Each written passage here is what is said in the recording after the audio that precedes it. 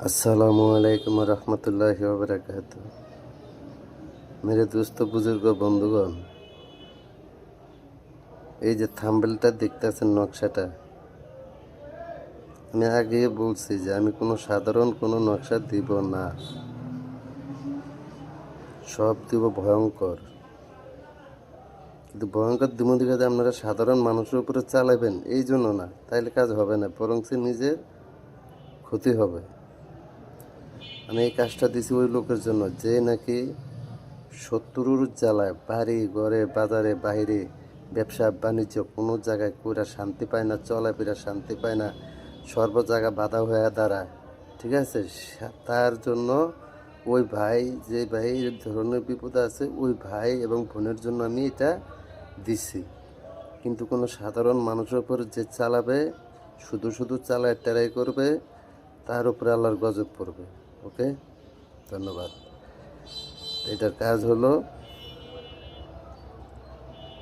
শত্রুতা সৃষ্টি করা এবং অবৈধ সম্পর্ক নষ্ট করা।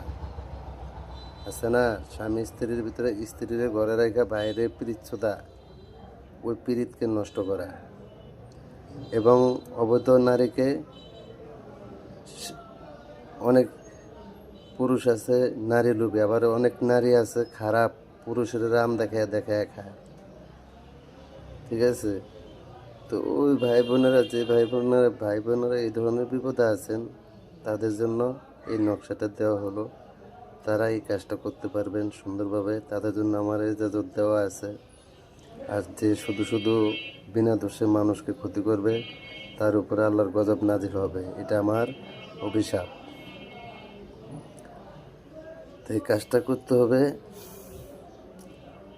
3টা আর্টিস্ট করতে হবে, 3টা নকশা আর্টিস্ট করে এই যে মাঝখানে 10-এর মাঝখানে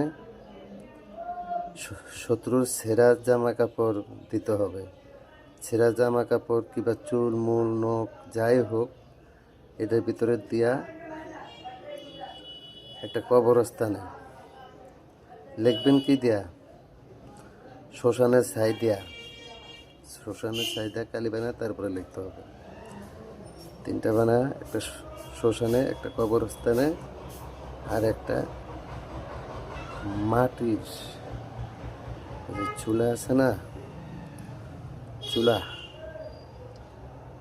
চুলার তল দেশে গায়রা দিবেন, যাতে আগুনের তাপ পায়, জানি না পুড়ে যায়।